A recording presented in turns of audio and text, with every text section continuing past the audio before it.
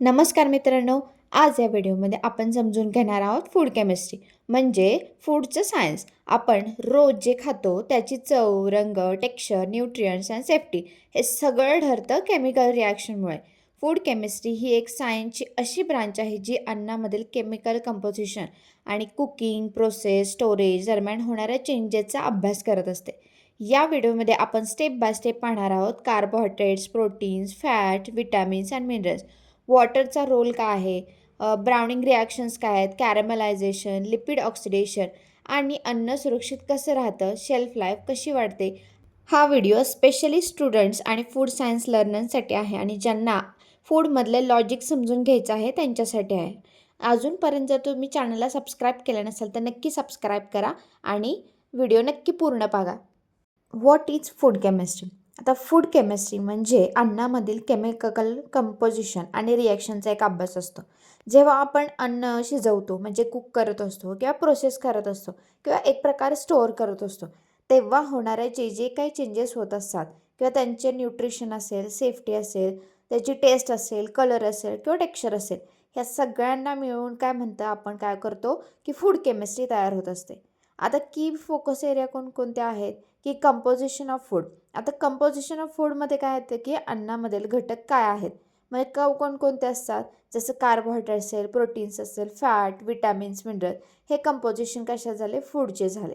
तर chemical reaction कोणकोणत्या होतात, जसं की नॉर्मली आपण कुकिंग करतो किंवा एखाद्या इंडस्ट्रीमध्ये प्रोसेसिंग असेल ते असेल किंवा करत्या वेळी जे काही रिॲक्शन होतात ते सगळे कशामध्ये येतात, तर केमिकल रिॲक्शन्समध्ये येतात. आता न्यूट्रिशनल क्वालिटी कशामध्ये, आता अन्न शरीराला किती न्यूट्रिएंट देते किंवा किती प्रभावी आहे हे न्यूट्रिएंट क्वालिटीमध्ये येत असते. फूड सेफ्टी आणि शेल्फ लाईफ, आपण जे अन्नपदार्थ तयार करत असतो ते किती काळ सुरक्षित राहतं, ते सेफ्टी कितीपर्यंत काळापर्यंत असते, त्याची शेल्फ लाईफ कशी वाढवता येईल, हे सगळं फूड सेफ्टी आणि शेल्फ लाईफमध्ये येत असतं. कार्बोहायड्रेट्स, आता कार्बोहायड्रेट्स शरीराला काय करतात, आपण एनर्जी प्रोव्हाइड करण्याचा एक मुख्य स्रोत असतो. साखर असेल, स्टार्च आणि फायबर यामध्ये असतात. आता ते टेक्स्चर सुधारतात, मिठास वाढवतात आणि हिटिंग दरम्यान ते सहभागी होत असतात. मॅलरिन रिॲक्शन्समध्ये ते भाग घेत असतात. आता फंक्शन्स कोणते आहेत, आपल्या शरीराला तात्काळपणे प्रोव्हाइड करणारी एनर्जी आपल्या कार्बोहायड्रेट्समधून मिळते. इम्प्रूव्ह टेक्स्चर करणं, स्वीटनेस, हे सगळं काय होतं, त्याचे फंक्शन्स आहेत. पार्टिसिपेट इन मलाड रिॲक्शनमध्ये पार्टिसिपेट करणं, हे सगळं फंक्शन कशामध्ये येतं, तर कार्बोहायड्रेट्समध्ये येत असतात. नेक्स्ट आहे प्रोटीन. आता प्रोटीन्स हे अमिनो ॲसिडपासून बनतात आणि शरीराची ग्रोथ, रिपेअर अँड एन्झाईम ॲक्टिव्हिटीसाठी खूप महत्त्वाचे असतात. ते जेल फॉर्मेशनमध्ये सुद्धा मदत करतात, ज्यामुळे काय होतं की आपल्या फूडचे टेक्स्चर सुधारण्यास मदत होत असते.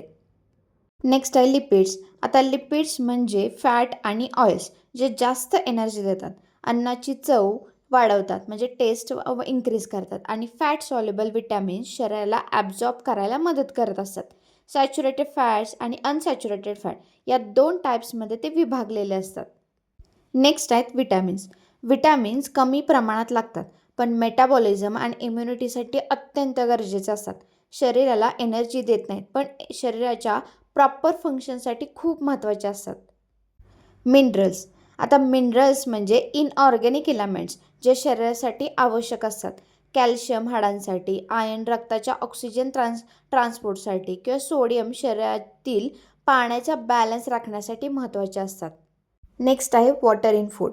अन्नामधील पाणी, टेक्स्चर, शेल्फ लाईफ आणि मायक्रोबियल ग्रोथ नियंत्रित करण्यासाठी जास्त वॉटर ॲक्टिव्हिटी असल्यास अन्न लवकर खराब होतं.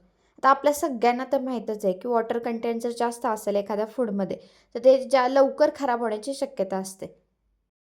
नेक्स्ट आहे chemical reactions in food. First आहे मलारिन रिॲक्शन. आता मलाड रिॲक्शनमध्ये हिटिंग दरम्यान काय होतं की प्रोटीन्स आणि शुगर्समध्ये होणाऱ्या रिॲक्शन यामुळे आपल्या फूडला ब्राऊन कलर आणि स्पेशल फ्लेवर यायला येतो, त्यामुळे ह्याला मलाड रिॲक्शन असे म्हणतो. नेक्स्ट आहे कॅरमलायझेशन. आता कॅरमलायझेशनमध्ये शुगर हीट केल्यावर होणाऱ्या रिॲक्शनमुळे ज्यामुळे अन्नाला काय होतं की ब्राऊन कलर आणि नटी स्वीट फ्लेवर काय येतो. नेक्स्ट आहे लिपिड ऑक्सिडेशन. आता लिपिड ऑक्सिडेशनमध्ये फॅट ऑक्सिजनशी रिॲक्शन करून काय करतो, आपल्या फूडला रेन्सिड स्मेल आणि ऑफ फ्लेवर द्यायला सुरुवात करतो. हे झालं काय, लिपिड ऑक्सिडेशन. त्यानंतर नेक्स्ट आहे फूड ॲडिटिव्ज. आता फूड ॲडिटिव्ज अन्न जास्त काळ टिकण्यासाठी, रंग सुधारण्यासाठी किंवा टेक्स्चर मेंटेन करण्यासाठी वापरलं जातं, जे प्रिझर्वेटिव्ह, अँटीऑक्सिडंट आणि इमल्सिफायर म्हणून यूज करतात. आता प्रत्येक वेळी आपण बघितलं की फूड प्रोडक्ट्समध्ये असे ॲडिटिव्ज, प्रिझर्वेटिव्ह यूज केले जातात की आपल्या फूड प्रोडक्टची शेल्फ लाईफ वाढवण्यासाठी हे सगळे प्रॉडक्टमध्ये यूज केले जातात. आत्तापर्यंत तुम्हाला सगळ्यांना समजलंच असेल की आपल्या फूड केमिस्ट्रीमुळे कितीतरी गोष्टी अशा असतात की त्या आपल्याला इझिली समजू शकतात आणि आपल्या साध्या वाटणाऱ्या अन्नामधून आपल्याला कितीतरी गोष्टी असतात की ज्या फूड केमिस्ट्रीमुळे समजतात. आता इम्पॉर्टन्स काय आहेत फूड केमिस्ट्रीमुळे, की आपल्याला प्रत्येक गोष्टीमध्ये क्वालिटी सुधारणे असेल किंवा सुरक्षता किंवा सेफ्टी, फूड प्रोसेसिंगमध्ये नवीन इनोव्हेशन करता येतात. हे सगळ्या काय जातं फूड केमिस्ट्रीमध्ये, हे सगळ्या गोष्टी इम्पॉर्टंट असतात. ह्या आता थोडक्यातच आहेत. खूप अशा गोष्टी असतात की फूड केमिस्ट्रीमुळे आपल्याला त्याच्या रिॲक्शन असेल, सेफ्टी वाढवणे असेल, क्वालिटी असेल, हे सगळं आपण काय करतो, आपल्याला ह्या गोष्टीमधून समजलं जातं. समरी, तर फूड केमिस्ट्रीमुळे आपल्याला अन्नाचे सायन्स समजते. त्यामुळे अन्न निवडणे, प्रोसेस आणि स्टोअर करताना चांगला निर्णय घेता येतो. व्हिडिओ आवडला असेल तर नक्की शेअर करा आणि अजून कोणत्या टॉपिकवरती तुम्हाला व्हिडिओ हवा आहे हे कमेंटमध्ये नक्की सांगा. थँक्यू.